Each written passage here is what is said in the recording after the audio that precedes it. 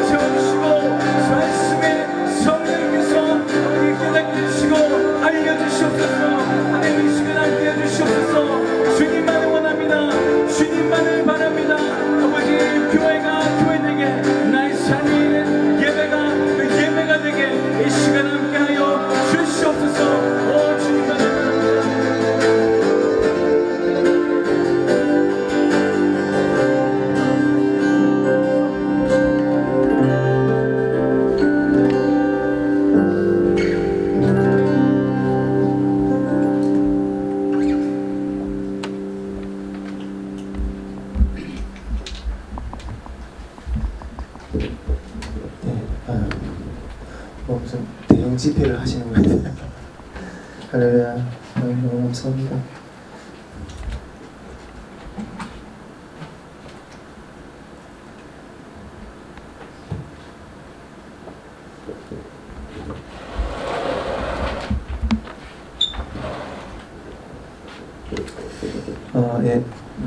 우리 에베소서 2장 14절 18절 말씀 같이 합동하도록 하겠습니다.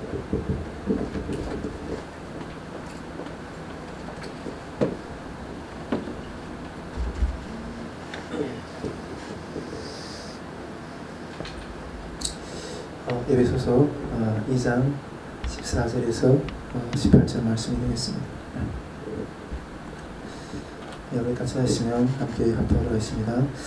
그는 우리의 합병이신지라 돌로 하나를 만드사 원수된 것 곧 중간에 막힌 담을 자기 육체로 하시고 법전문으로 된 계명의 율법을 폐하셨으니 이는 이들로 자기 안에서 한 새 사람을 지어 합병하게 하시고 또 십자가로 이들을 한 몸으로 하나님과 화목하게 하려 하십니다.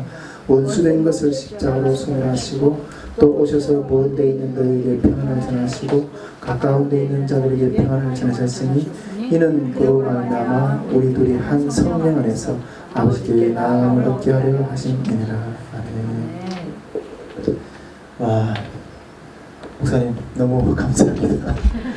야, 이게 제가 평생에 이게 막 하는 이게 정말 큰 대형 집회들이라든가 어떤 그런 것들을 사모했거든요.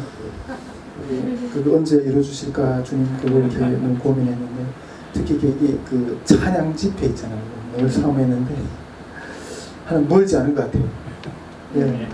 하나님 늘 우리 최명신 목사님하고 이렇게 만났을 때 제가 생각했다고 무디는 이게 항상 이게 찬양 사역자를 쌩키던가요?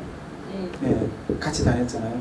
하나님 이런 살짝 같이 말씀과 찬양을 같이 하는 어떤 그런 살짝 하나님 팀이 이루어진 것 같습니다. 하나님 이제 여기 사람만 채워주시면 됩니다.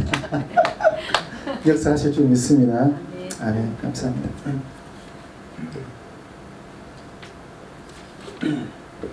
예, 또 제가 이게 강의 들어가기 전에 잠깐 한 주간 좀 고민하는 어떤 문제를 좀 여러분들하고 같이 좀 나누고 좀 시작을 하려고 합니다.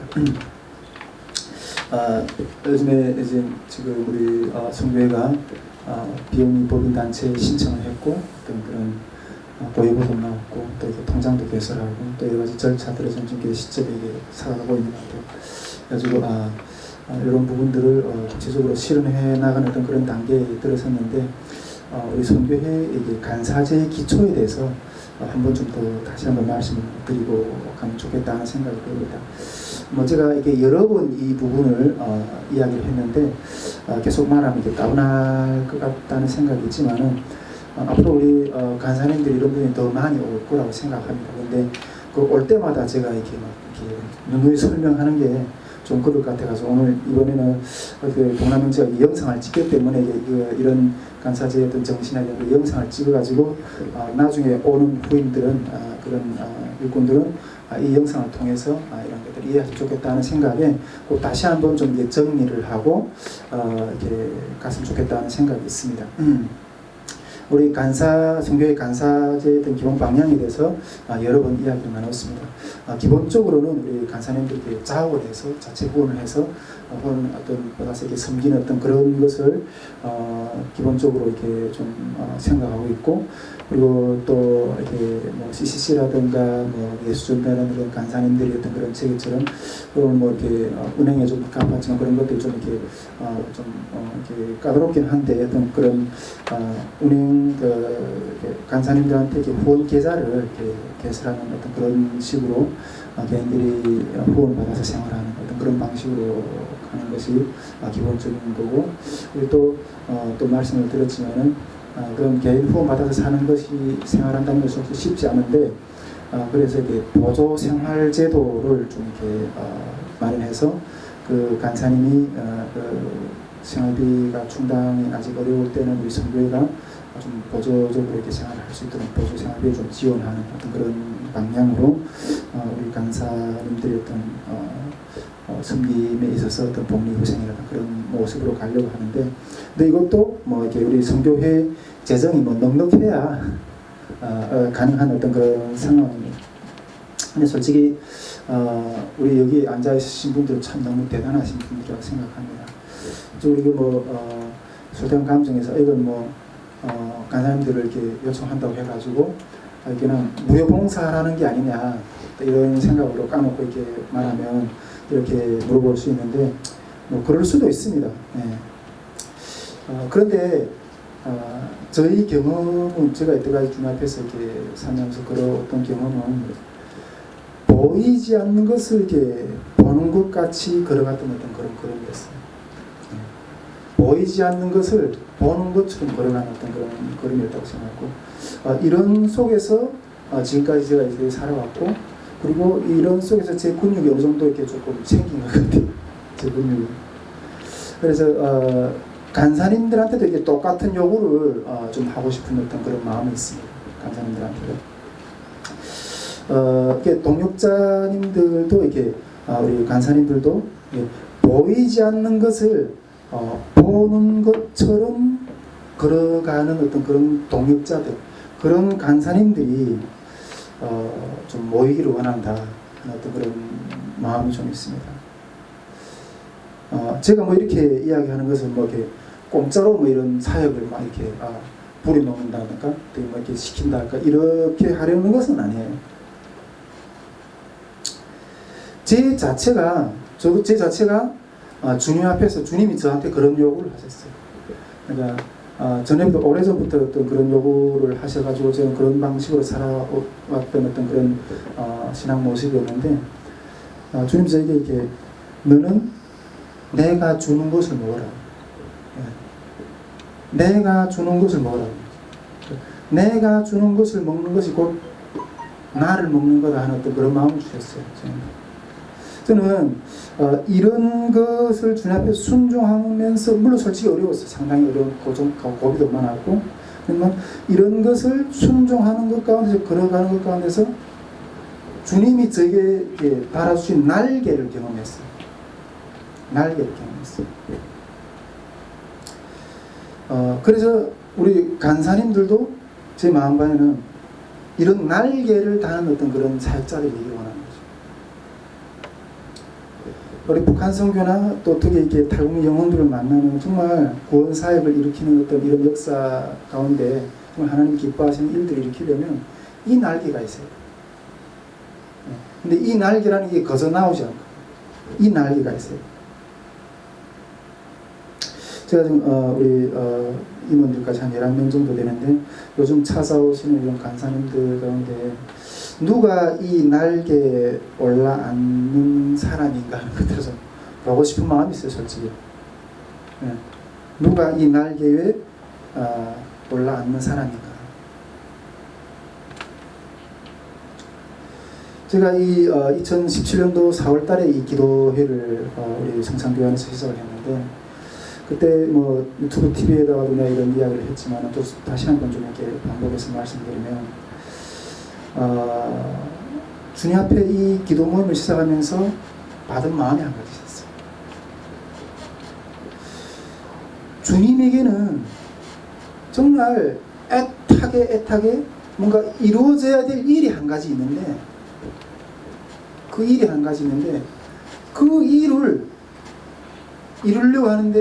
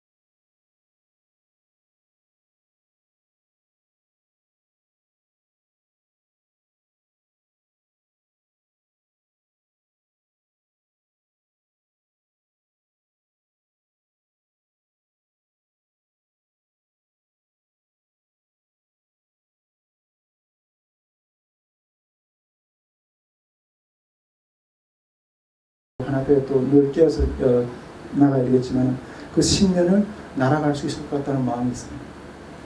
10년을 날아갈 수 있을 것 같다는 마음이 있습니다. 이런 마음들이 일어나는 성교회가 되기를 원합니다. 이런 마음들이 일어나는 성교회가 되기를, 이런 신부들의 모임이 되기를 원합니다. 네, 물론 우리 교회는 여러 가지 어떤 신앙의 다양한 어떤 모임들이 있지만, 상태들이 있지만은, 정말 우리 선교회는 정말 이런 신부들이 모임이 되기를, 그런 분들이 모이는 기도회가, 이런 신부들이 한 사람이 철을 당하고 두 사람이 만을 담당하는 어떤 그런 역사를 세울 거예요. 요즘에 하나님이 저에게 이렇게 좀 이렇게 선교회를 이렇게 경영하는 어떤 그런 마음 좀 주시는 것 같아요. 경영하는 마음. 이때까지 경영이라는 걸 못 해봤거든요. 가정 경영도 제대로 못 해가지고 맨날 지산하다고 생각해요. 경영을 못 하거든요. 근데 솔직히 빈털털이잖아요. 우리가 뭐 없잖아요. 근데 이 뭐 한 100억을 엉덩이 밑에다 깔고 앉아있는 어떤 사장처럼 있잖아요. 되게 마음이 뿌듯한 거예요. 되게 이게 마음이 이게, 예, 엄청난 어떤 그런 마음이 있는 거예요. 그리고 어떤 일을 누가 맡길까, 그리고 이런 일을 하기 위해서 누가 몸을 던지나, 이런 것도 이게 좀 이게 관찰해. 이게 솔직히 이런 이야기를 하면 좀 이렇게 죄송하지만은, 어쨌든 그런 마음이에요. 솔직히 제가 우리 뭐 한 사람, 여기 앉아 있는 사람 한 사람이 없다 해도, 한 사람이라도 없다 할지라도 혼자서 그렇게 부르시고 다 끓이고 그러고 있어요. 근데 이게 마음이 되게, 이게 하나님 주신 것 같아요, 그냥. 네, 하나님 주신 것 같아요. 어디서 이런 마음이 그냥 이렇게 먹어진지는 잘 모르겠지만, 하나님 주시는 마음이라는 어떤 그런 마음이 있어요. 어쨌든 우리 선교회가 지금 지난달에 총회를 하고 간사님들이 귀한 헌신의 걸음을 해주셨는데, 우리 이 일기 간사님들은 정말 소중하신 분들, 우리 선교회가 아직 외적으로 뭔가 눈에 보이지 없는 것 가운데 이렇게 오신 분들은 어려울 때 온 거잖아요. 하나님이 기억하실 거예요. 그리고 인간적으로 제 마음도 너무 사랑해서 일기 우리 간사님들 모르면 제가 이렇게 그냥 따뜻하게 그냥 품어내는 어떤 그런 마음이 이렇게 있어요. 하나님 앞으로 우리 선교회를 통해서 크신 역사를 세울 거라고 저는 믿습니다. 네. 이 정도로 우리 그 선교회 간사님들에 대한 앞으로 우리 걸어가고 또 믿음으로 어떤 우리가 이뤄내야 된다는 어떤 그런 걸음들에 대해서 말씀을 드리고요. 근데 우리 그 최갈래 목사님하고 잠깐 나눴지만, 우리 선교회가 이게 뭔가 이게 돈이 좀 이렇게 걱정이 돼가지고 할 일을 못하는 건 아니다는 마음을 막 주세요. 그런 그런 걱정은 하나님 걱정하지만 하나님 영혼구원의 일에 이걸 하나님이 초점에 이렇게 맞추고 나가면 엄청난 기름 부으신 역사가 있을 거예요. 함께 주님의 그 역사들을 목도하는 그런 우리 멤버들이 될 수 있기를 주님으로 축복드립니다. 자, 우리 계속해서 위해서 강의를 이어가도록 하겠습니다. 우리 지난 시간까지 이 브란트 시대를 지금 우리가 보고 있는데, 브란트 시대를 보고 있는데, 브란트 시대의 동방정책에 대해서 쭉 봤습니다.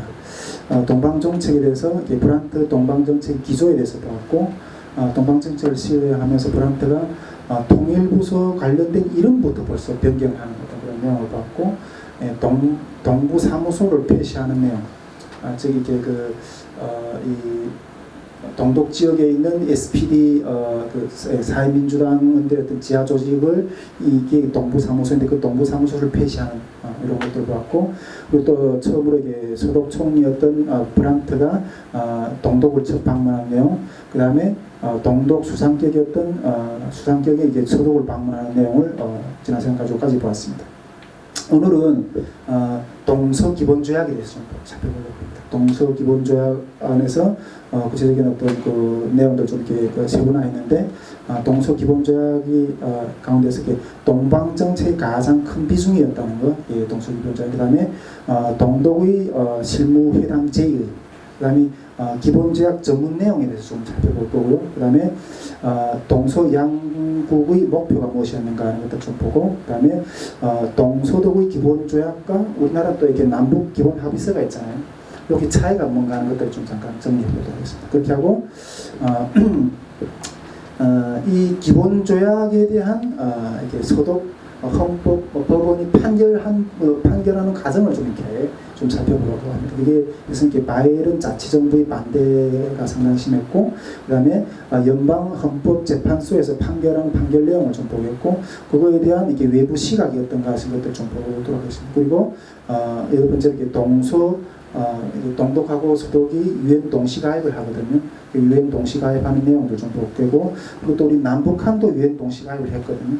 그러니까 유엔 동시가입 내용들 가운데서 이런 내용들 보면서 우리 또 통일시대에 또 어떤 부분을 우리가 좀 더 깊이 성찰을 하면서 준비해야 되겠느냐 하는 것들에 대해서 오늘 좀 이렇게 나눠보도록 하겠습니다. 근데 오늘 내용도 뭐 지난 이 앞부분에서 이게 좀 대부분 다 이렇게 강조되고 이렇게 드러났던 내용들인데, 그런 드러났던 내용들이 어떻게 이렇게 이 과정 가운데서 이렇게 진행이 되어 가는가 하는 것들을 좀 이렇게 이해를 하는 어떤 그런 과정이 될 것 같습니다. 좀 딱딱하긴 한데 어쨌든 앞으로 이게 우리 이런 부분들을 그래도 이렇게 짚고 넘어가는 것이 상당히 좋겠다는 생각이 좀 들어서 이렇게 계속 진행하게 됩니다. 그러면 저렇게 또 오늘 여섯 번째 동서기본조약에 대해서 좀 보도록 하겠습니다. 동서기본조약에서 이 동서기본조약은 이 동방정책에 있어서 가장 큰 비중을 둔 부분이거든요. 이 동방정책에서 이 동서기본조약이 가장 큰 비중을 둔 부분이었는데, 이 동서기본조약은 이 브란트가 이 동방정책 가운데서 가장 큰 비중을 둔 부분이기 때문에 이 조약 부분이 어떤 것인가 좀 살펴보겠습니다. 이 동방정책에 대해서 우리가 이야기를 하면서 우리 브란트의 외교정책 가운데서 우리가 봤지만은 바르사바 조약이라든가 뭐 모스크바 조약이라든가 뭐 체코 조약이라든가 이런 것들을 많이 실행했는데, 결국 이런 모든 동방 정책들을 실행한 것은 결국 이 동서관계의 어떤 부분들을 풀기 위해서 이런 것들을 진행한 것이었거든요. 그런 면에서 이 동서기본조약은 이런 동방 정책들을 진행한 것들 중에서 가장 큰 비중을 두는 부분이라는 거죠. 자, 그러면 우리 서독 내 그러면 이런 동서기본조약을 이렇게 진행하는 과정 가운데서 서독 내에는 어떤 반발이 없었을까요? 그러면 동독 안에서는 또 반발이 없었을까요? 엄청난 반발이 있었어요. 네, 엄청난 반발이 이 기본조약을 실행하면서 서독 내에서도 엄청난 논란을 겪었고, 동독 내에서도 이 동서기본조약을 이렇게 체결하는 그런 과정 가운데서 이렇게 엄청난 반대파들이 있었다고 합니다. 우리 복남행제는 뭐 기억하실 것 같은데, 김일성이 죽기 전에 김영삼회하고 이렇게 회담이 진행을 하려고 했었거든요. 근데 일부 어떤 그런 유언비어인지 잘 모르겠지만은 이 김영삼회하고 김일성이 만나면 큰 일이 나기 때문에 김정일이 암살했다, 김일성이를 암살했다, 이런 이야기도 있어요.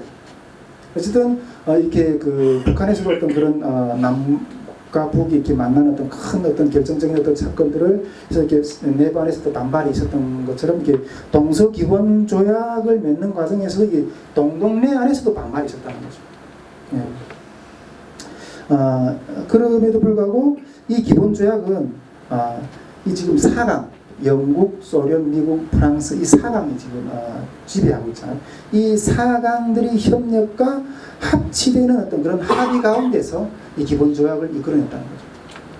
이 독일이 문제가 그냥 동독과 서독과의 어떤 그런 둘이 마주 앉아서 이렇게 문제를 합의를 이끌어내는 그런 차원이 아니라 이런 4강들, 미국, 프랑스, 영국, 소련 이 4강들이 어떤 눈치를 봐가면서 4강들이 어떤 그런 어떤 뭔가 어떤 요구사항에 걸맞는 어떤 그런 합의적인 어떤 수준 안에서 어떤 기본 상황이 일어났다는 거죠.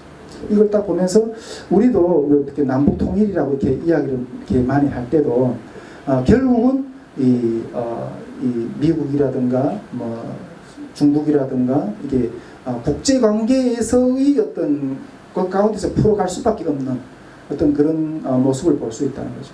어쨌든 이 동서 기본 관계 조약을 풀어가는 것도 이 4강의 국제 관계 그런 합의를 이끌어내는 것 가운데서 이 조약이 체결이 됩니다. 이 조약은 그래서 1972년 12월 12일에 동서간에 이렇게 체결이 되는데 이 체결이 되는 과정을 오늘 좀 이렇게 같이 살펴보도록 하겠습니다. 자, 그리고 그러면 이렇게 동방조약은 이렇게 가장 큰 비중이었다는 걸 그다음에 동독에서 실무회담을 먼저 제의해요. 동독에서 이 실무회담을 먼저 제의하게 되는데 지난 시간에 우리는 양쪽 수상급 요거 좀 꺼주실 것 같은데 양쪽 이 수상급 이 정상들이 양국 오가면서 이렇게 회담을 하는 내용에 대해서 보았습니다. 지난 시간에 이 서독이 총리는 동독의 동독 어디였던가 에어프루트라는 지역을 방문했고 서독의 동독의 빌리스토프는 서독의 카셀 지방을 이렇게 방문하면서 이렇게 그렇게 하는 것들을 보았습니다. 그때 이 방문을 서로 이렇게 동독은 서독을 방문하고 서독은 동독을 방문하면서 방문 결과 이 수상급들 즉 이렇게 총리들은 그냥 서독의 입장이 어떻고 그냥 동독의 입장이 어떻고 그런 것 정도만 확인을 했던 거예요. 그래서 실무회담이나 이런 것들은 전혀 이렇게 진척이 안 되는 어떤 그런 상황이었는데 이런 것 가운데 그냥 이렇게 답하고 있는 상황 가운데서 동독이 먼저 실무회담을 제의를 했다는 거죠. 동독이. 이 동독이 이 실무회담을 제의를 한 것은 이유는 왜 이렇게 먼저 동독이 실무회담을 하게 됐냐면 이때 당시 서독하고 소련이 모스크바 조약이 이게 지금 체결이 되고 있는 상황이었어요. 그러다 보니까 이렇게 모스크바 조약이 딱 체결이 되니까 1970년 8월 12일에 모스크바 조약이 체결이 됐거든요. 우리 앞에서 이 외교정책을 때 모스크바 조약에 대해서 우리가 살펴봤잖아요. 이 모스크바 조약이 이게 딱 체결이 되니까 러시아는 이게 소련은 형님이잖아요. 동독 형님이잖아요. 그러니까 형님이 어떤 관계 개선의 정책을 이렇게 실행하는데 이렇게 밑에 속국처럼 지내는 이 동독이 버틸 수는 없는 거예요. 형님이 서독하고 관계를 펴가는데 밑에 속국격인 어떤 동독이 이렇게 버틸 수 있는 어떤 그런 상황이 아닌데 가지고 이렇게 먼저 실무회담을 이렇게 동독 측에서 이렇게 제의를 해요. 그때 당시 이렇게 전에도 이렇게 이야기했지만 소련은 거의 이게 서방 정책을 주도하는 상황이었어요.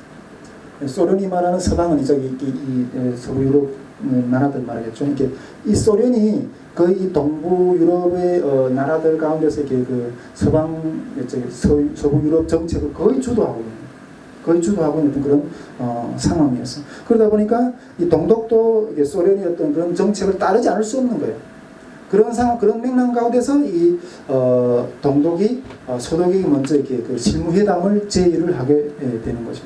그러면서 이렇게 실무회담이 이렇게 내부의 어떤 엄청난 어떤 그런 반대와 어떤 그런 이렇게 논란들을 겪으면서 이렇게 그 기본 조약 이렇게 조약을 맺게 되는 어떤 그런 내용이 되는데, 자 그러면 기본 조약의 전문 내용을 한번 좀 이렇게 살펴보도록 하겠습니다. 기본 조약. 이 기본 조약은 전문 내용 한 10가지로 되어 있어요. 근데 여기서 그냥 우리가 중요한 입장들만 몇 가지 이렇게 좀 짚어보면서 정리하면서 이렇게 넘어가도록 하겠습니다. 이 기본 조약 전문에는 전문 제1조에는 선민관계, 호혜평등 이걸 이 주제를 다루고 있습니다. 즉 내용은 이렇게 소독과 동독은 상호 호혜평등과 정상적인 선민관계를 발전시킨다. 이게 제1조의 내용이었어요. 이런 내용이었는데 동독의 입장에서 말하는 이 선민관계는 이게 소독은 동독을 수십 년간 거부해 왔잖아요. 그러니까 할슈타인 독트린이나 이런 것들 동방 정책을 소독에서 진행하면서 그러면서 동독과 수교를 맺는 모든 나라들이 압박했잖아요. 압박했지 이때가 소독이. 그러니까 이런 것들을 이제 그만하라는 거죠. 이걸 그만하고 이제 선민관계, 호혜평등의 어떤 그런 관계로 지내자. 이것이 제1조의 어떤 사항이었어요. 두 번째로는 유엔 헌장을 이렇게 강조를 해요. 일단 속국 내에서 이렇게 뭔가 자국 내에서 어떤 문제가 다뤄지는 게 좀 어려우니까 유엔 헌법의 어떤 그런 기초 내안에서 이 법을 서로 좀 지키자. 어떤 이런 입장에서 유엔 헌장을 다루는데 내용을 보면 소독과 동독은 국제연합 헌장에 규정된 목표와 원칙, 특히 모든 국가의 주권적 평등, 독립성과 자주성 및 영토적 완전성을 존중, 자결권, 또 인권 수호 및 무차별 원칙을 따른다. 어쨌든 이게 국제연합의 헌장에 규정된 어떤 그 규정을 따르는으로써 우리가 그것을 보조에 맞춰서 어떤 맞춰가자 이런 것들에서 그러면서 유엔 헌장을 제2조에 이렇게 등록하고 있습니다. 자 그리고 제3조에는 무력 포기와 국경 문제를 다루고 있어요. 무력 포기와 국경 문제. 그러니까 양국 간의 무력 행사를 배제하는 것.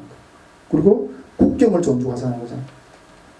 이 지금 그 베를린이 지금 이렇게 동독의 국경 안에 들어가 있잖아요. 서베를린이나 이게 지금 걸핏하면 동독은 이 베를린 문제, 이 동강 문제를 가지고 이렇게 막 이렇게 걸고 들어오잖아요. 그다음에 이런 부분에서도 그렇고 일단은 이런 국경 문제를 서로 이렇게 좀 존중하고 그리고 무력을 사용하지 않는다. 이런 것들이 이게 3조에 이렇게 적혀 있어요. 우리나라 같은 경우에도 우리 뭐 국경 문제가 아주 좀 제대로 잘 안 다뤄지는 부분 가운데서 이렇게 막 이렇게 그 남북 관계가 이렇게 막 좀 아직도 어려운 어떤 그런 부분들이 어떤 것이 있나요? 국경 문제 아직 정리를 잘 안 된.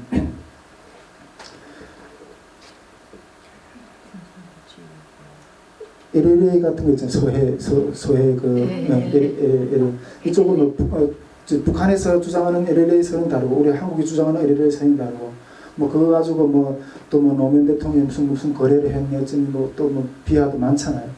어쨌든 이런 국경을 존중하자. 서로 간에 어떤 그런 것이 이것이 제3조에 규정된 내용이고 제4조에는 국제적 대표성이었어요. 국제적 대표성. 즉 이게 동독이나 서독은 어느 쪽도 상대국을 국제적으로 대표하거나 상대국의 이름으로 행동할 수 없다. 서독도 뭐 동독을 대표해 가지고 우리가 뭐 독일이다. 동독도 뭐 서독을 대표해서 우리가 독일이다. 이런 행동을 하지 말자는 거예요. 이걸 조항에 넣었어요. 이로써 이 서독은 동독을 대리하는 행위를 포기해야 되는 거죠. 동독을 이때까지는 대리하는 행위들로 많이 했거든요.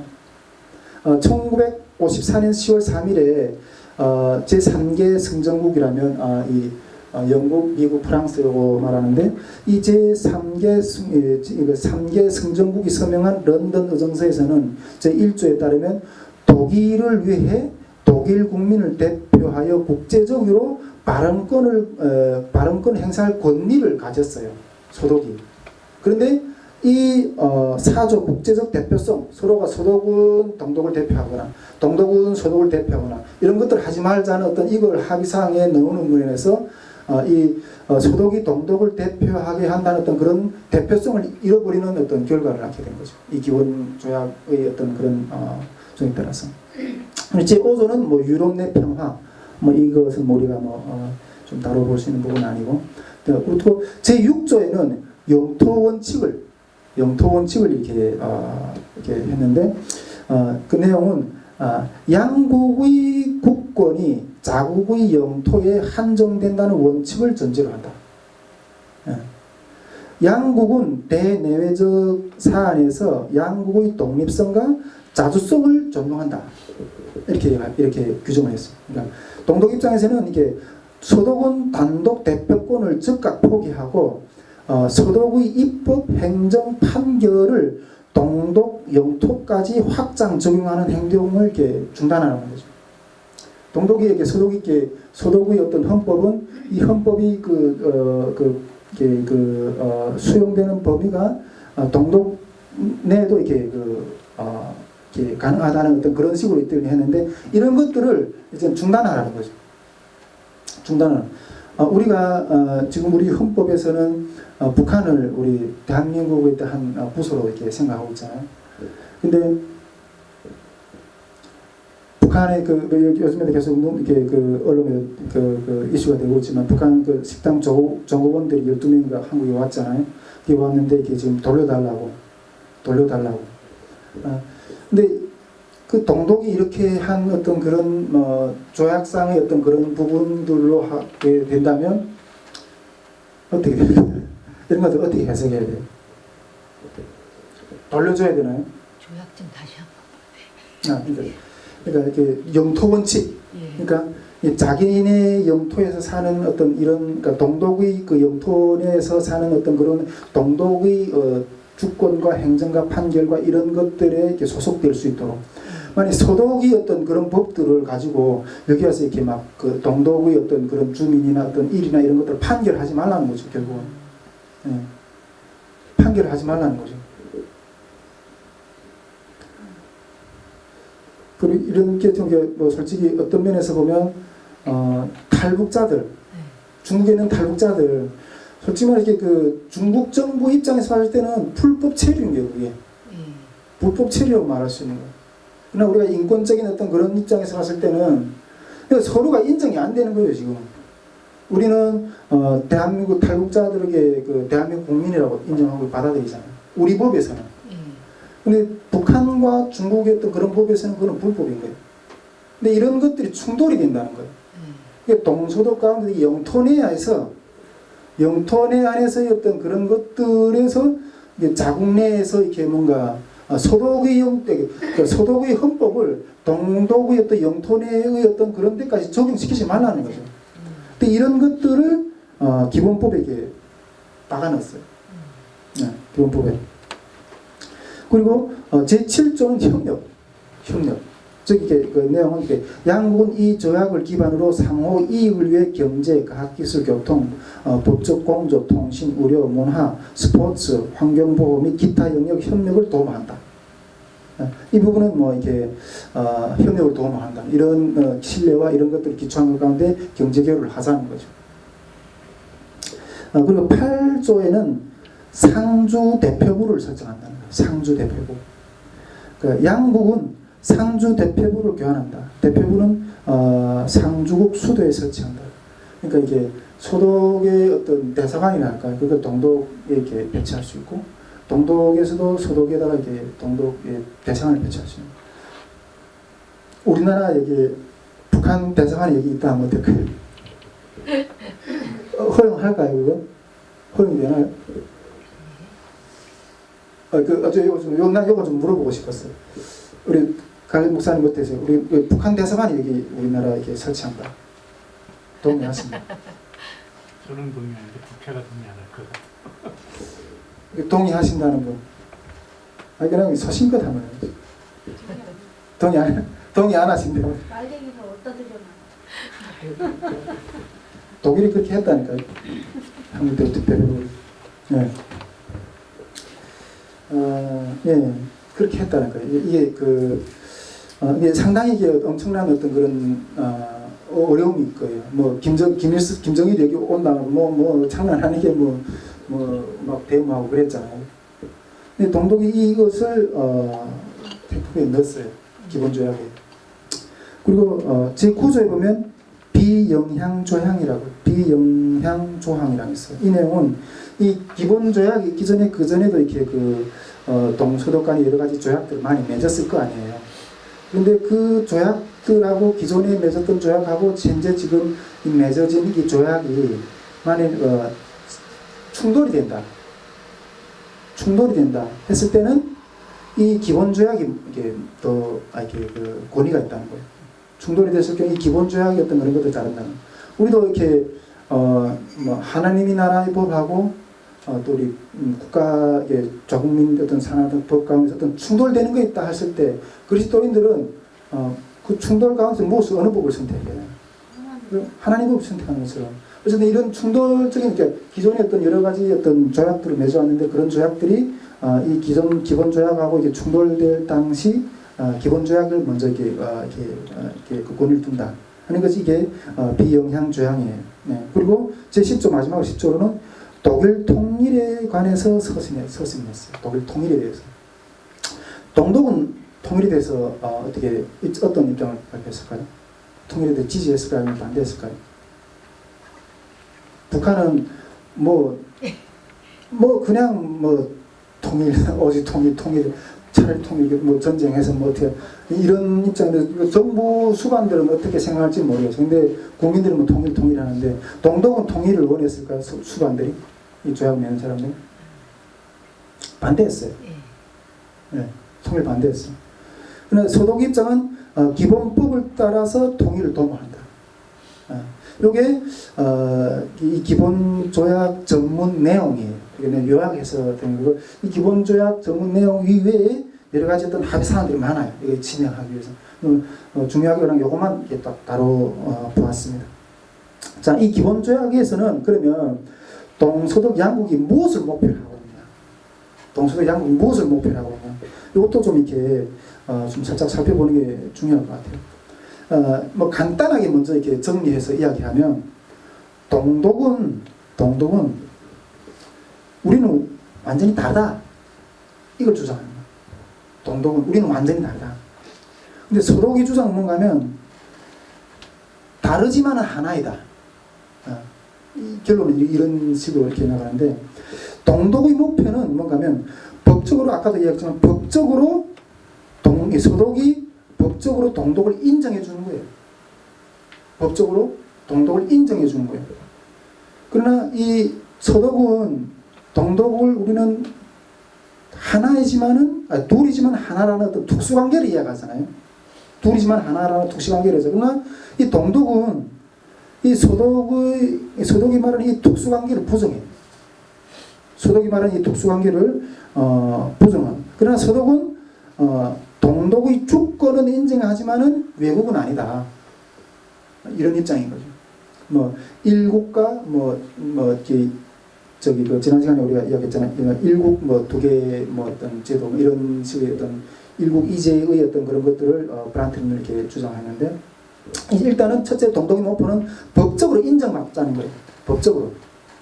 그리고 특히 또 여기서 동독이 이렇게 주장한 것이 한 가지 뭐냐면 독일 국민보다는 독일 인민이다. 독일 국민보다는 독일 인민이다. 이게 무슨 말인가 하는 것들을 좀 이렇게 이걸 주장했는데 이게 무슨 말인가 하는 것을 좀 이렇게 들여다보면 즉 자결권을 행사하는 동독을 세운 인민을 강조했어요.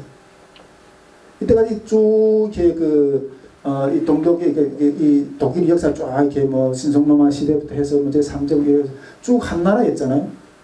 그런데 이런 맥락이 아니라 이 공산주의 국가를 세운 독일 인민을, 그러니까 이런 차원에서 신성로마 제국이나 이런 쭉 세우면 독일 국민이 어떤 뿌리를 생각해야 되잖아요. 근데 이것이 아니라 이 동독 사회주의 국가를 세운 독일 인민을 강조했어요.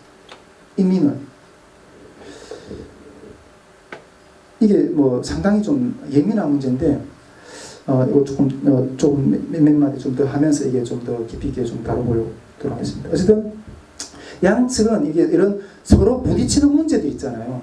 이런 것들은 피하거나 일단 미뤘어요. 미루고 일단 어떤 뭐 합의할 수 있는 것부터 이렇게 쭉 이렇게 나눴거든요. 그런데 그냥 적당히 얼버무려 이렇게 넘어갈 수 있는 문제가 아닌 것이 바로 이 민족 개념이었어요. 민족 개념에 대한 정리였어요. 이제 제가 독일은 독일 국민보다 독일 인민을 이렇게 했다고 했는데 이 민족 개념의 정리는 그냥 얼버무하게 넘어갈 수가 없어요. 이 서독 입장에서는 독일인이라고 했을 때는 1913년도에 제정된 공민법의 한 개념으로 정리했어요. 1913년이면 북독일 연방 때 여기 우리가 프로이센을 통한 독일 통일이 어떤 그런 역사를 세운 어떤 그것이 북독일 연방, 로마 제국, 신성 로마 제국, 라인 동맹, 독일 연방, 북독일 연방, 바이마르 공화국 제3제국 여기다 통일 제국이 되었던 어떤 그런 모양새들인데, 일단 북독일 연방 때 1913년 때 공민법에 의해서 독일 국민에 대한 어떤 그런 정의를 서독은 그걸 주장했어요. 이게 지지난 전에도 이렇게 우리 강의 때 나눴지만은 이 동독의 서독은 이 갈라지지 않는 뿌리가, 우리 민족이 갈라지지 않는 뿌리가 어디에 있었나 이렇게 생각할 때는 저 북독일 연방의 역사를 찾아가요, 보통. 예. 그리고 거기서 어떻게 잘못되었나 하는 것들, 역사적으로 어떻게 잘못되었는가 하는 것부터 이렇게 찾아 올라가거든요.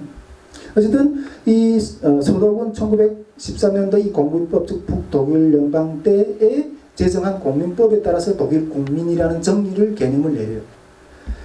그러나 동독은 1967년도에 제정한 독일 공민법이 기준이 되어야 된다고 주장해요.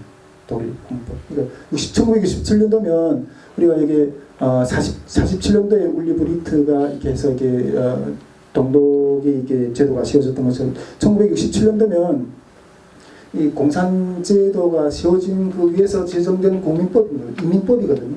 이걸 주장하는 거예요. 이걸 주장하는 거예요.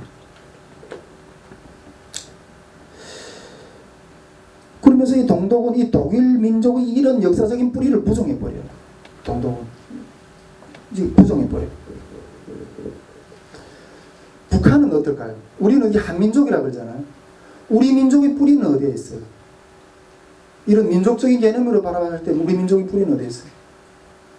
북한은 어떻게 주장해요? 북한도 우리 한민족이라고 우리가 볼 수 있을까요? 북한은 어떻게 주장할까요? 우리 동남형제 북한의 북한 민족에 대해서 뭐 생각나는 어떤 그런 부분이 있어요?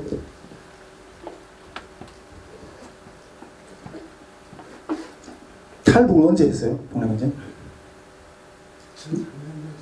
2003년도에? 그럼 알겠는데. 아니, 김일성 민족 그거 들어봤죠? 김일성 민족. 북한도 김일성 민족을 주장해요. 96년도부터 자기 민족이었던, 그러니까 주체 원년, 김일성 탄생일부터 해서 주체 1년, 주체 2년, 올해 주체 몇 년인지 아세요? 북한이 말한 대로 주체 107년이에요. 제가 이렇게 주체 107년이라는 말을 내가 이렇게 그래서 북한 유수에 사서 본 게 아니라 김일성 생일을 기억하니까 아버지 생일은 몰라도 김일성 생일을 다 기억하잖아. 김일성 생일에다가 이게 우리 2019년도 빼니까 107년도. 북한도 민족을 따로 논다니까. 주체 민족이야. 김일성 민족이야. 그러니까 공산주의 국가가 민주주의 국가가 같은 민족이든 민족적 뿌리를 다르게 둬요. 네. 저기 동독은 두 개의 독립된 독일 국가 존재, 독일 민족은 존재하지 않는다는 것을 고시하고 있습니다. 근데 이 민족적 개념에서 이게 상당히 얼렁뚱땅 넘어가지 못했다는 거예요. 여기서 동독이 이 기본조약 그 가운데. 근데 우리가 지금 우리는 이런 논쟁을 안 해요. 통일여정 가운데 이런 논쟁은 아직 하지 않아요. 그러니까 이걸 공부하면서 이것도 앞으로 대도 되는 문제구나 이렇게 발견하게 되는데 우리는 보통 정부를 따지잖아요. 우리 정부 정통성이 어디 있느냐, 뭐 이렇게 상해인 지정부가 우리 정부 정통성이냐, 아니면 해방 후 이승만 정부가 우리 대한민국 정통성이냐, 이걸 따지지 우리 민족의 정통성이 어디에 있냐, 이런 논쟁은 아직 안 하고 있거든요. 지난번에도 제가 이렇게 이야기했지만, 그리고 또 이렇게 탈북민 통일시대 탈북민의 역할에서 제가 이렇게 이렇게 탈북민들 설문조사 가운데 이렇게 한 연구 내용을 이야기했었잖아요. 우리 탈북민을 민족적 정체성으로 했을 때는 탈북민 우리 민족과 동질감을 가지는데, 국가적인 정체성으로 이렇게 바라봤을 때는 탈북민은 우리하고 이렇게 동질성이 좀 부족한, 동성이 떨어지는 이런 것들에 대한 어떤 연구 결과 내용을 말씀을 드렸는데, 우리는 이게 국가적인 정체성도 분명히 중요해요. 분명히 중요한데 이 부분에 대한 어떤 논쟁을 많이 하는데, 이 민족적 정체성에 대한 이 부분도 나중에 통일시대에는 이게 정립이 돼야 된다. 정립이 돼야 된다. 우리 민족의 정통성의 뿌리가 어디에 있느냐. 이게 기본조약을 하면서 동독이 우리는 독일 국민이 아니야, 독일 인민이야, 이걸 주장했던 거죠. 통일시대 우리 국민의 정체성 이 부분도, 이 출발의 부분도 상당히 이렇게 관심을 가지고 정리를 해내야 된다. 근데 아직까지 우리 사회 가운데 우리 민족적 정체성 이번 부분은 이렇게 논란이 떠오르지는 않는 것 같아요. 우리가 이 독일 역사나 이런 것들을 살펴보는 것은 앞으로 우리에게 제기될 문제들이 과연 어떤 부분들이 있는가, 이런 부분들 우리가 찾아서 미리 준비하는 그런 것 때문에 이런 걸 보는데, 어쨌든 이 동독은 독일 국민보다 독일 인민을 주장했다. 다름을 주장하면서. 그리고 또 하는 게 목표는 동독은 혈진적인 문제를 해결하기 위해서 소독과 원만한 관계로서 경제적 이득을 보기 위해서 이 기본 관계라든가 이런 것들 가운데서 이렇게 이런 주장을 했고, 소독은 그렇다면 소독의 목표는 무엇일까? 소독의 목표, 이 기본 조약을 하는 가운데서 소독의 목표. 소독의 목표는 즉 이렇게 전에도 앞에서 이야기했지만은 접근을 통한 독일 국민 결속 다지기, 그리고 또 이게 서베를린이 소유권 명확, 서베를린 쩍 하면 이렇게 막 베를린을 막 공격하고 막 여러 가지로 터질 거고 이런 하는 부분들에 대한 것에 대한 서베를린이 소유권을 명확하게 하는 것, 그리고 또 독일 국민의 분단 독일 국민이 고통을 경감하는 것, 갈라져 가지고 이상 가족들이 많이 생기니까 그런 부분들에 대한 어떤 고통 경감, 이런 것들이 상당히 많이 관심사였고 목표였고, 또 특히 앞에서도 이야기했던 것은 점령 4개국의 권한 범위 내에서 법적 재량권과 기본법을 활용해서 통일을 구상하는 것을 유지하는 것. 이게 늘 이렇게 소독이 할 때 보면 이 점령국들을 고려를 해요. 점령국들이 어떤 그런 지배의 영향력 가운데 그 점령국들이 어떤 합의하에 또 우리의 어떤 그런 어떤 요구의 어떤 그런 수준에 이렇게 합의하에 뭔가 이렇게 통일을 유지해 나가는 어떤 이런 부분들을 소독이 목표였다는 거죠. 자, 그러면 우리 동소독의 기본조약과 우리 남북관계에도 기본 합의서가 있거든요.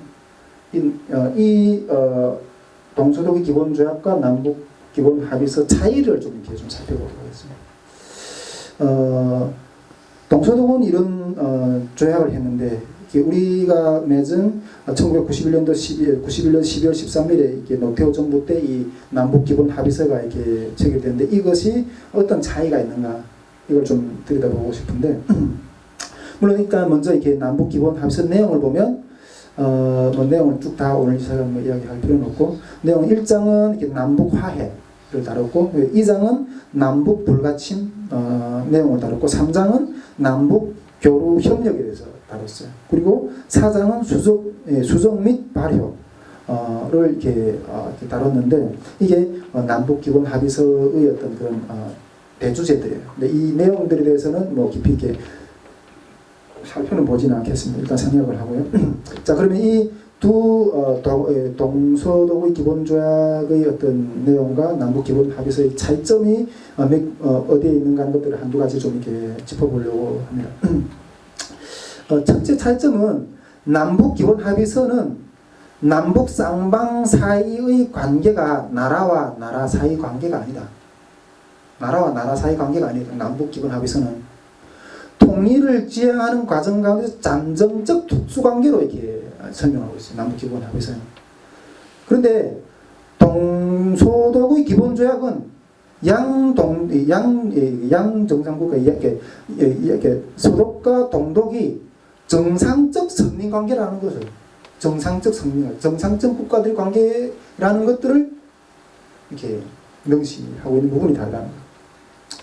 두 번째 차이는 이 남북기본합의서에는 합의문건 효력 발생에 대해서 구체적인 의미와 내용이 불명확하고 합의서라는 용어로 사용됐어요. 합의서라는 용어로. 그런데 동서독 기본조약은 조약 비준 후 비준서 교환과 함께 효력이 발생한다는 국제적 효력 발효 절차를 명확하게 규정해놨어요. 그리고 그 명칭에서도 조약이라는 명칭을 사용했어요. 조약이라는 명칭을 사용하면서 법적인 성격을 명확하게 했어요. 법적인 성격을. 남북 기본 합의서잖아요. 합의를. 근데 이거는 기본 조약이에요. 어떤 국가 간의 어떤 기본 어떤 뭔가 관계를 조약을 하는 조약을. 근데 이거는 그냥 합의만 봤다. 근데 이 조약은 어떤 법적 절차를 가지고 국제적인 절차를 가지고 그 실행 효과까지 이렇게 다 규정을 해놨다는 거예요. 근데 기본 합의서는 그런 실행 절차나 뭐 이런 것 전혀 없습니다. 그냥 합의. 이런 부분이라는 거예요. 또 차이점 세 번째는 남북 기본 합의서는 우리 헌법재판소와 대법원은 조약성을 인정하지 않으므로 법적 구속력을 부인했어요. 이 남북기본합의서가 북쪽 측에서도 합의를 했고 우리 남측에서도 합의를 했잖아요. 우리 1991년 12월 13일에 이렇게 결정된 남북기본합의서인데 이것이 우리 대법원이나 국회에서 비준이 된 합의서가 아니에요. 이게 남북이 정상이 합의했다고 이렇게 비준을 해야지 그것이 이렇게 실천이 되고 법적인 효력이 있는데 이번에 그 6월달인가요? 그 문재인 대통령하고 그 김정일이 만났잖아요. 그 판문점 회담을 했잖아요. 그 판문점 회담을 국회에서 비준받게 했다고 그렇게 했었잖아요. 그렇게 하다 보면 국회 난리 나서 뭐 말도 못 걸어보거나 이렇게. 어쨌든 아무리 합의를 해도 이렇게 국회 비준 절차를 국회 비준했다면 또 이게 법원에서도 이걸 확정해줘야지 우리나라 법이 되는 거예요. 근데 이 동서 기본 관계 조약은 이런 조약 법적인 절차를 다 밟았다는 거예요. 우리는 그런 걸 못 봐. 이게 차이라는 거죠. 예. 어쨌든 이 동서독 기본 조약은 정부 조의는 1972년 12월 22일에 조약이 확정이 됐어요. 자, 그러면 이 기본 관계 조약에 대한 소독 법원의 판결의 과정에 대해서 좀 살펴보도록 하겠습니다. 이 기본 조약이 이게 딱 이게 성사되자마자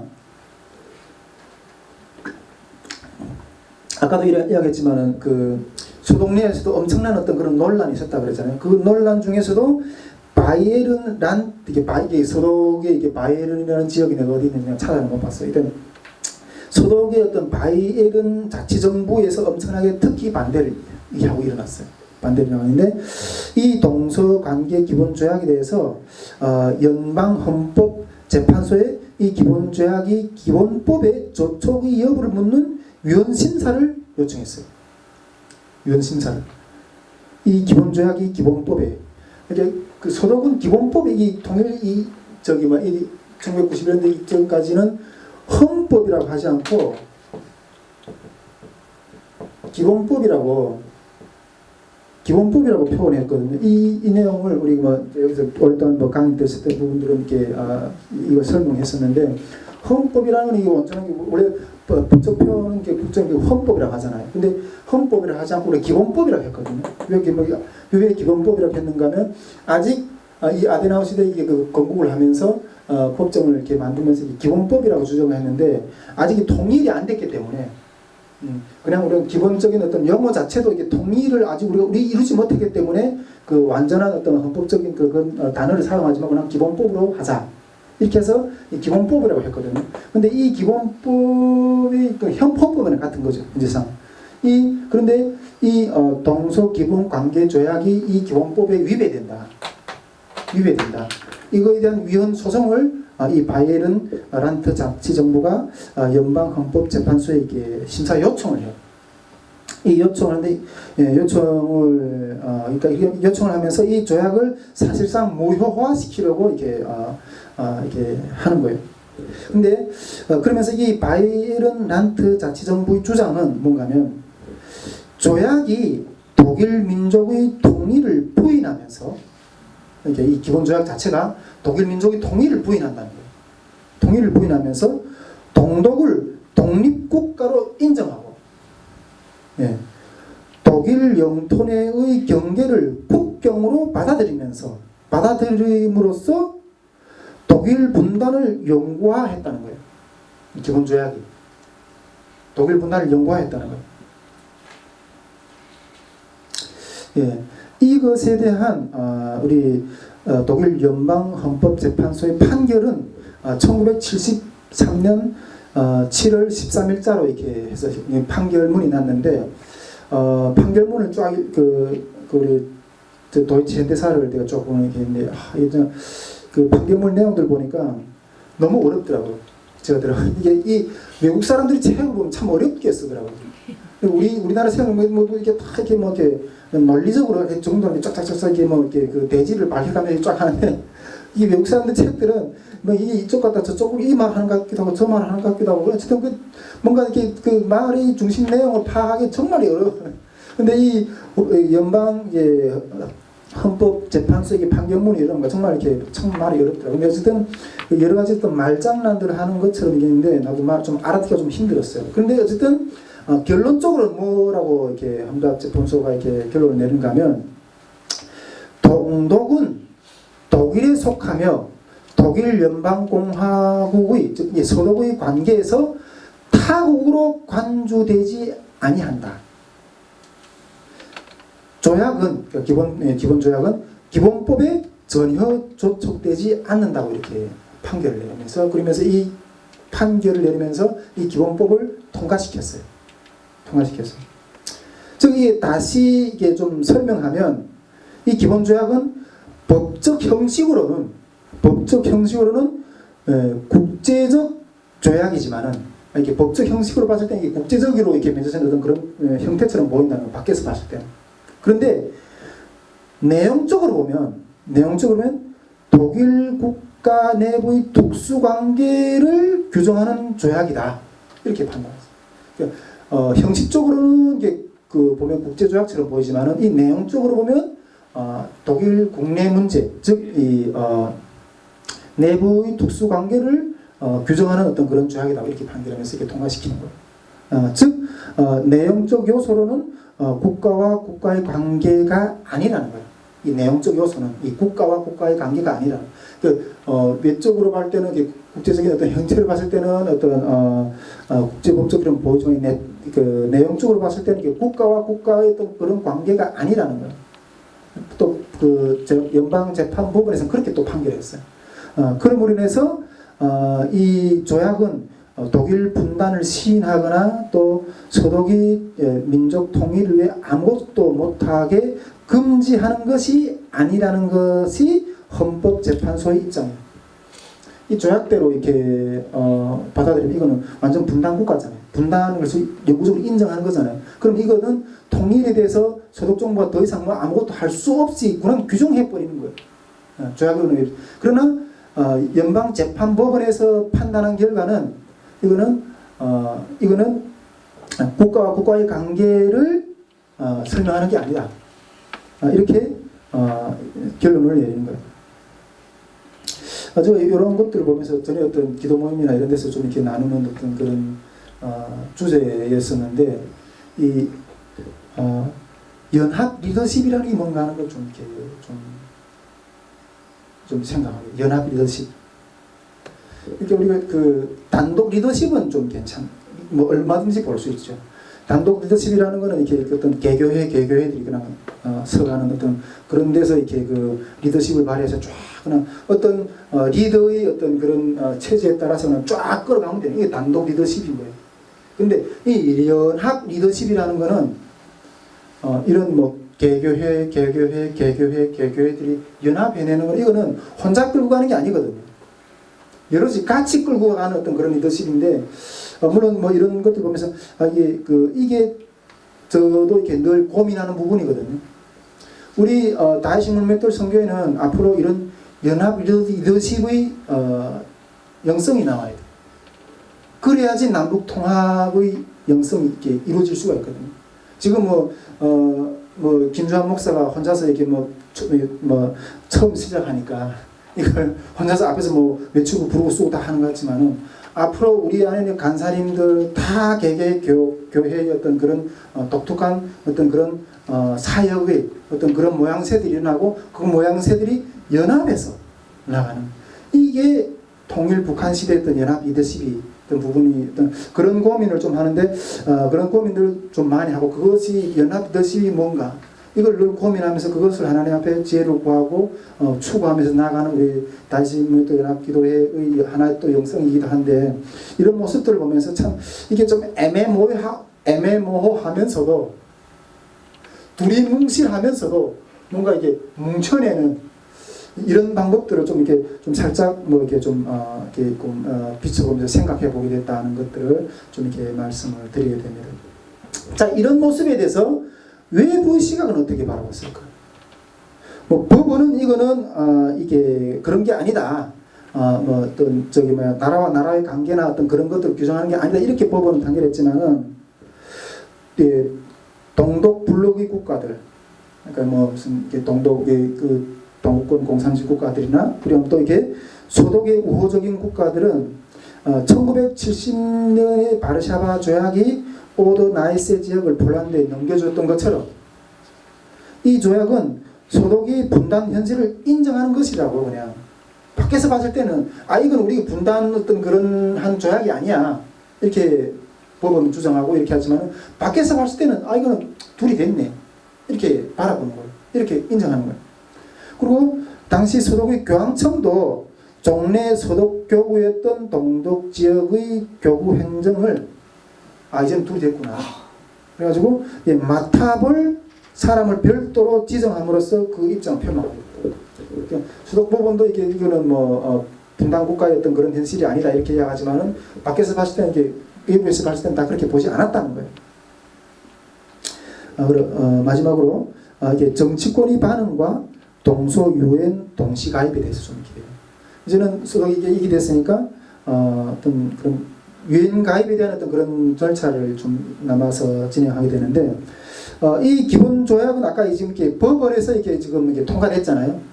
그러면 이제 법원에 통과되면서 이렇게 연방 상원은 또 연방 상원에서도 이렇게 통과를 비준해줘요. 1973년 5월 11일에 이게 비준을 해줘. 이 기본 법원을.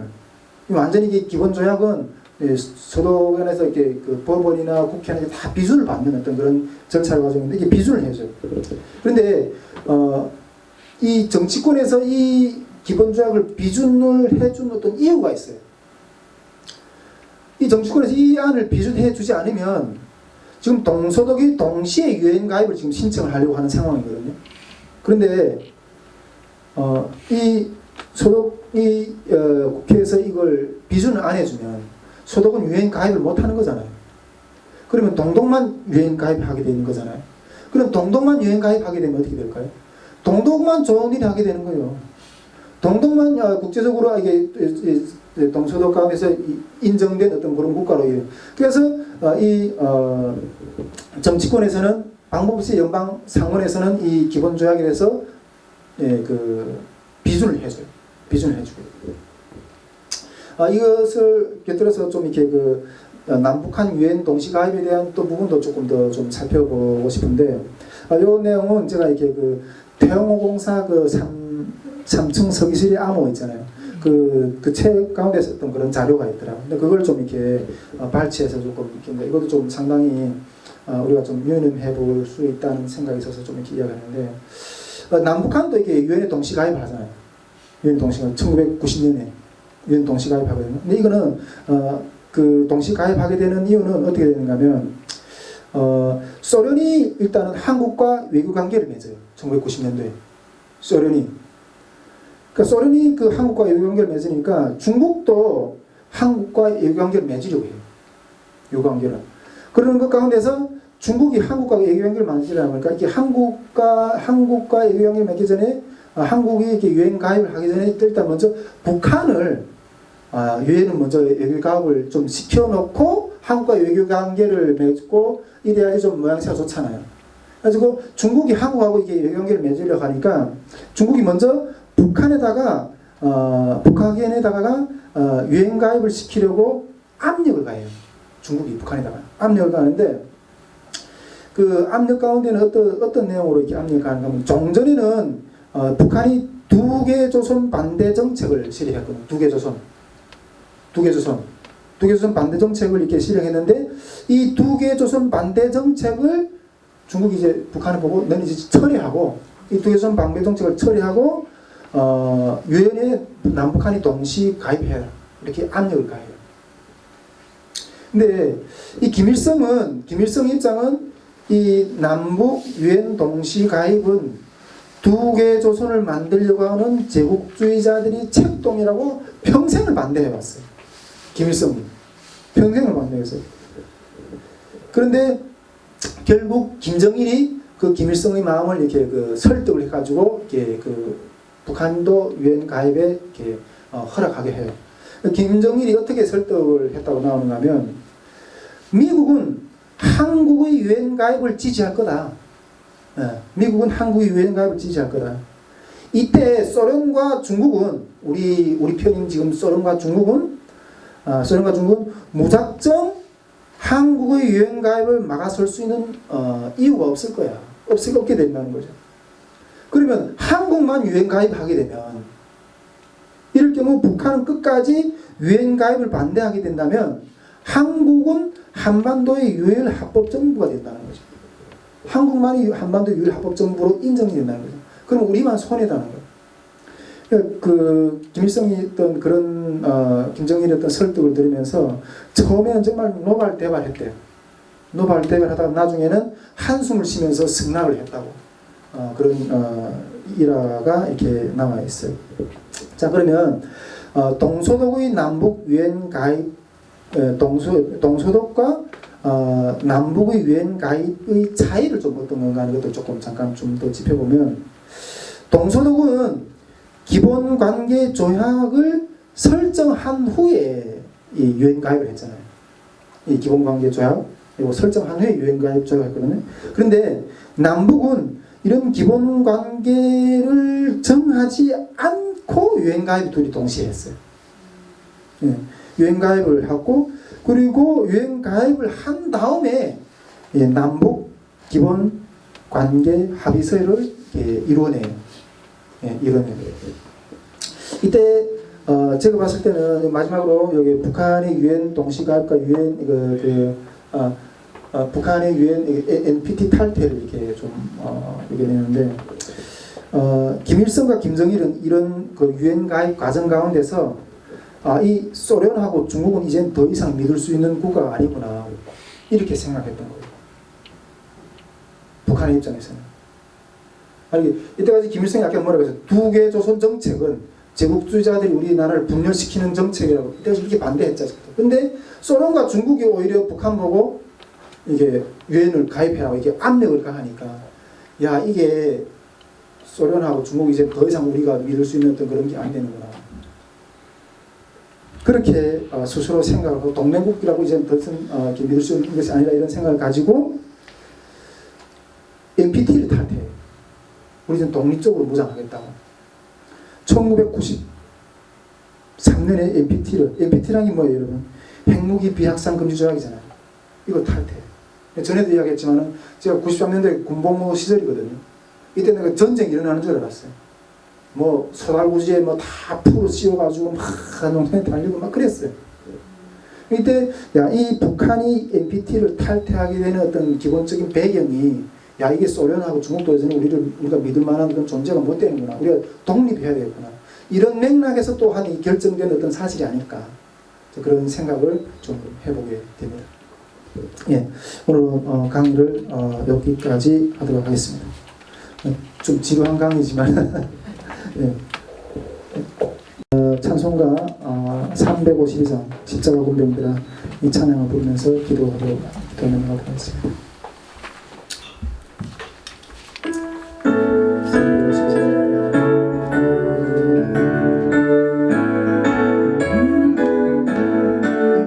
십자가 군병들아 주기에 일어나 기들고 앞서 나가 담대히 싸우라 주께서 승천하고 영광을 얻도록 그분의 그늘에서 나가게 하시네 십자가 군병들아 주님의 일어나 눈앞을 소리 듣고 돌아가 싸우라 수 없는 원수 앞에 주 따라갈 때에 주께서 힘을 주사 강하게 하시네 십자가 군병들아 주님의 일어나 내 힘이 부족하니 주 걷는 이들아 복음의 갑주 입고 늘 기도하면서 더 많은 자리에서 충성을 다하네 십자가 군병들아 주님의 일어나 그날에 접전하고 고개가 부르나 승전한 군사들은 영생을 얻으며 영광의 주와 함께 운운하리라. 이 시간 우리 먼저 성령의 충만한 역사를 우리 가운데 기름 부어달라고 함께 기도하기를 원합니다. 저는 요즘에 너무 분주한 저를 바라봅니다. 그 속에서 세미한 주님의 음성을 시시때때로 찾지 못하고 놓치는 그런 모습을 스스로 보게 됩니다. 정말 또한 지난 여름 캠프 때처럼 제 마음 가운데 정말 무기력함이 또 몰려오는 부분들도 느끼게 됩니다. 정말 이런 부분들을 보면서 일이 정말 주님이 원하시는 일이구나. 2월 집회도 그렇고 또 2월 집회를 향하는 이 마음이 또 무기력함으로 느껴지는 부분들을 보면서 아버지 원수와 칸마귀가 주님 앞에 나아가는 이 믿음의 싸움을 승리하지 못하게 하기로 이 마음에 무기력함을 주시는 것, 무기력함을 주는 것, 눈물을 들이가는 것은 아버지 하나님 주님이 분명한 일으키기를 원하시는 그러한 일임을 다시 한번 새기며 바라보게 됩니다. 예, 그렇습니다. 십자가 군병들을 일어나 주님의 일을 하기를 원하는 이 역사적인 순간에 하나님 아버지 원수가 칸마귀가 어떠한 우리들의 신령을 아버지 공격한다 할지라도 아버지 우리가 아무리 분주한 것 가운데도 아버지 그 주님의 세미한 음성을 따라가면서 십자가의 군사의 용기로 아버지 끝까지 이겨서 승리하며 죄의 역사의 영광을 바라볼 수 있는 능력을 기름 부어달라고 이 시간 주여 외치고 기도하십니다. 주여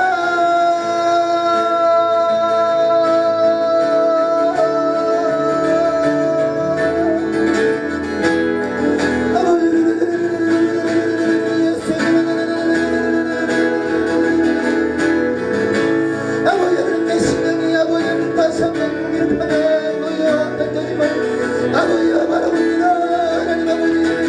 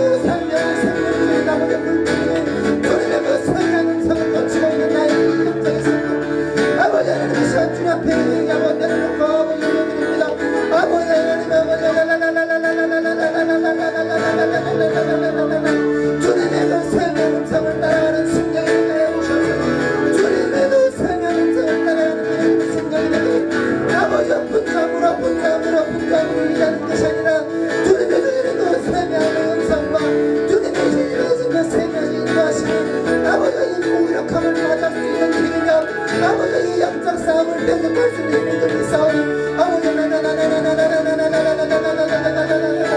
아버지 우리를 분당 가운데 버리지 마시고 아버지 우리는 어디 주님의 그 아버지 하나님 아버지 주님의 성령을 바랍니다. 주님의 은혜를 아버지 내 눈이 주님의 아버지 나라를 아버지 내 귀와 주의 음성을 아버지 내 마음 내 심령 내 삶에 오직 주님의 초점을 맞추는 아버지 이 초점을 흐리지 않게 도와주십시오. 아버지 이 초점이 예수의 이름이며 아버지 이 초점이 원수와 큰 다리를 무너뜨릴 수 있는 능력이며 아버지 이 초점이 나를 아버지 죄에서 화만에서 아버지 일으킬 수 있는 힘이 있사오니 아버지 나는 영적인 눈이 어두워지지 않게 아버지 나는 영적인 귀가 무너지지 않게 아버지 나는 영적인 내 삶의 묵상이 무너지지 않게 아버지 또 칼을 갈듯이 아버지 배리에 내 칼을 갈듯이 아버지 내 삶을 주 앞에 갈고 남기를 원합니다. 원수악한 마귀가 나를 존재하게 하고 아버지 원수악한 마귀가 나를 아버지 하느님 아버지 무너지게 하지만 아버지 이 칼을 갈고 인해서 주님 앞에서 아버지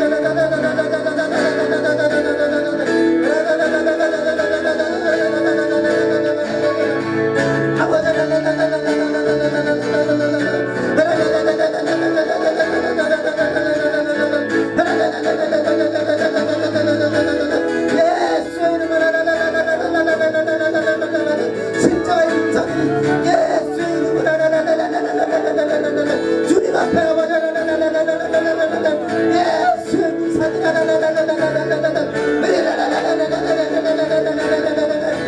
강력한 여호와의 믿음 아버지의 신의 문장은 마른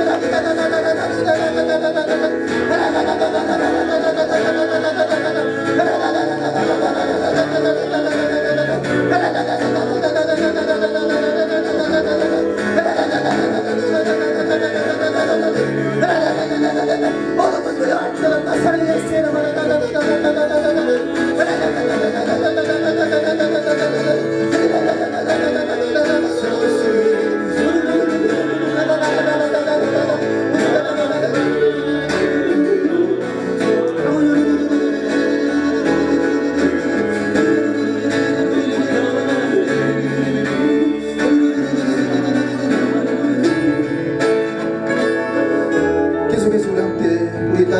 선교를 위해서 함께 기도하기를 원합니다. 하나님 우리 앞에 이제 2월 집회가 놓여 있습니다. 하나님 아버지 하나님 이 2월 집회를 통해서 아버지 하나님 아버지 세계는 아버지 우리 대한민국은 아버지 한국교회는 아버지 하나님 아버지 통일시대를 맞이할 이 준비를 아버지 해야 되는데 아버지 수많은 아버지와 우리들이 관심은 아버지 수많은 교회들이 관심은 아버지와 하나님 아버지 이 부분들의 아버지 영적인 그릇을 준비 못하고 있는 이 시대 가운데 하나님 우리 이번 2월 집회를 통해서 아버지 통일의 능력의 아버지 그 수용의 그릇을 담아낼 수 있는 영적인 기름 부심이 임하게 해달라고 하나님 아버지 이 기름 부심 가운데 아버지 우리 대한민국 교회 가운데 하나님 이 백성들이 아버지 이 땅의 고통과 슬픔과 그 모든 아버지 주님의 은혜를 아버지 감당해낼 수 있는 그러한 주님의 신분이 일어나는 아버지 그러한 집회가 될 수 있게 하시고 아버지 이 집회 가운데 아버지 주님이 마땅히 보내될 자들을 보내게 하시며 자성과 찬양과 말씀과 집회의 영들이 일어날 수 있게 되는 기대해 주시고 아버지 하나님 아버지 간사님들이 아버지 활동을 주님 축복하시고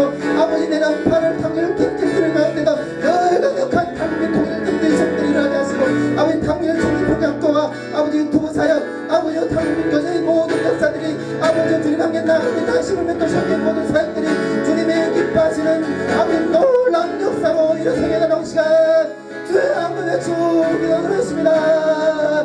주여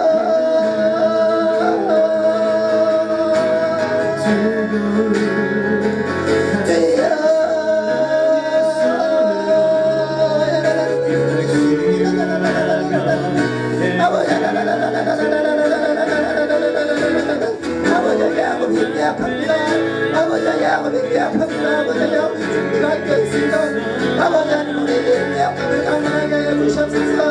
아버지 대한민국 교회 가운데 예수의 생명의 능력이 힘이 부족합니다. 아버지 그 힘이 부족하여서 예수를 사는 능력이 부족해서 땅과 통일의 역사를 수용할 수 있는 그 아버지 수용의 능력이 그렇지 너무나 부족하는데 아버지 이 적은 우리들이 아버지 주님의 그 마음을 소원히 위하여 내가 집회를 기억합니다.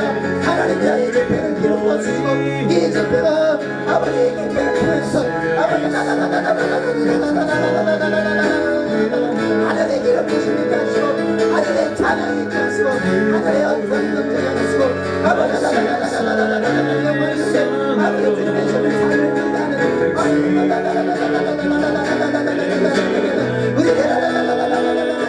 동서한 곳에서 아버지 불알전을 보내시고 아버지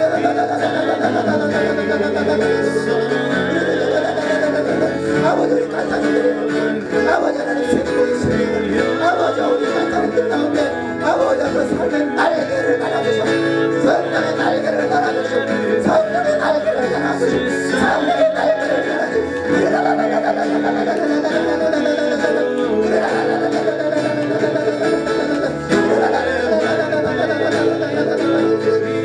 아버지 내 팔을 아버지 사랑의 통팔 도망내고 하나님이여 아버지 방법으로 참된 상상에는 팔면서 오늘 용체로 살게 되고 아버지 내 인절 고통과 슬픔과 아버지 주여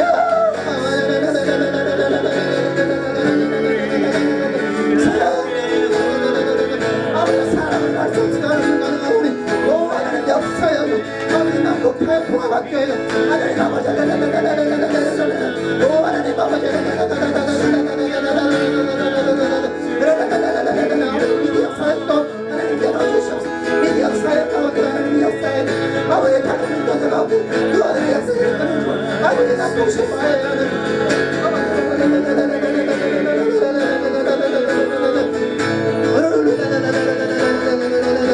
아버지 나이스를 믿는 성령 아버지 너 강력하게 하셔 아버지 하나님 아버지 하나님 아버지 하나님 아버지 하나가 털을 쫓고 둘이 말을 쫓는 아버지 그 강력한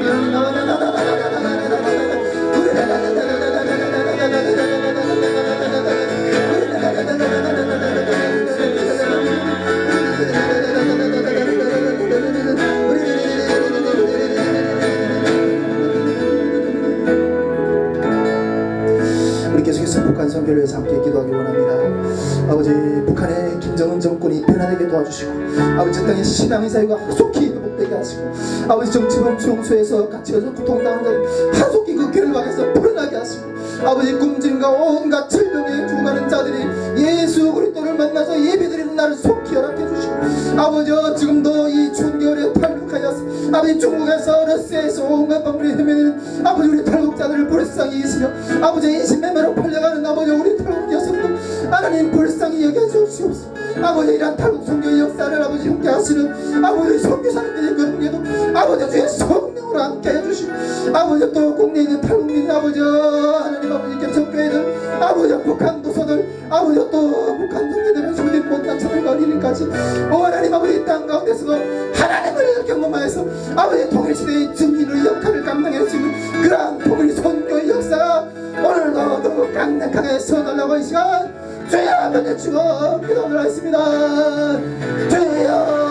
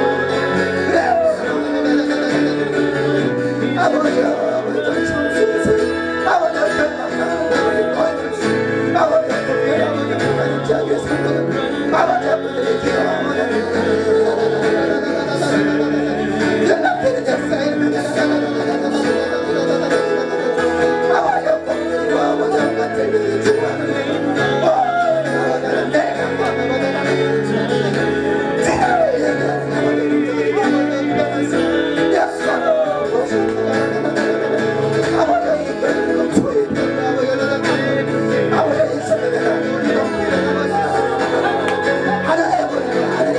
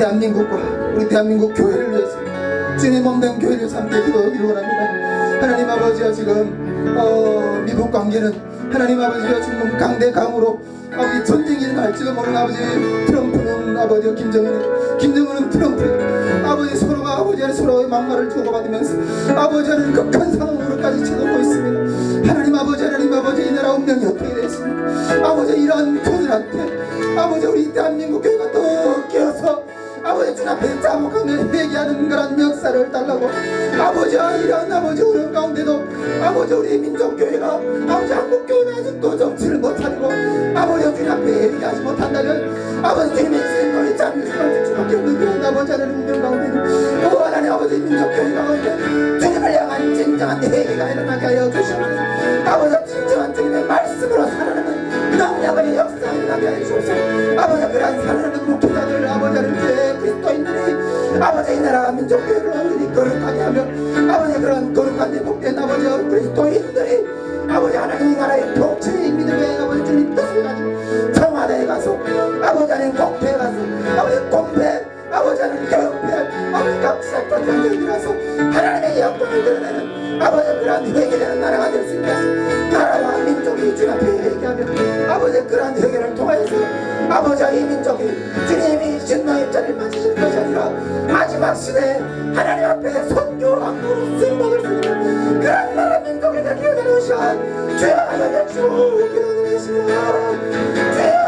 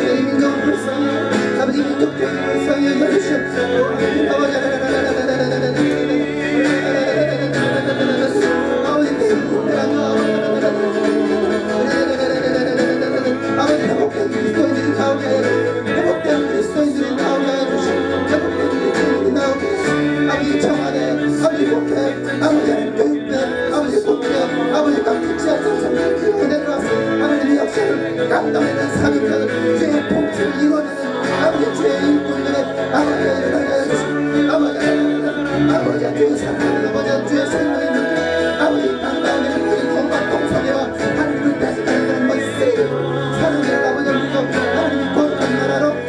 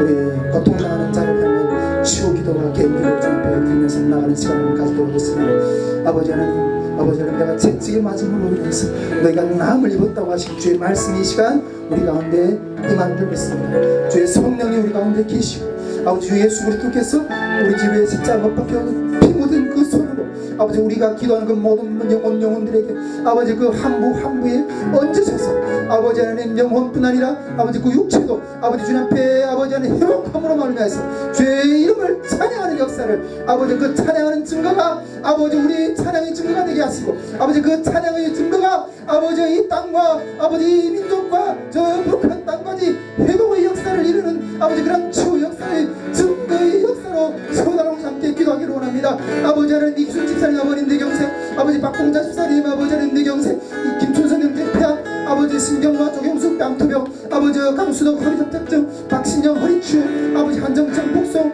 이은준 미국 위하 아버지 정영태 가정축복 양충구 아버지 사업 아버지 하나님 김광범 삶의 회복 안나니 아버지 이미선 격축교회 김민나 아버지 하나님 강회복 도화선 이사 아버지 이외에도 우리가 기도하는 많은 신령들 가운데 주님의 회복이 일어나게 해달라고 주여 아버지 주여 기도하겠습니다. 주여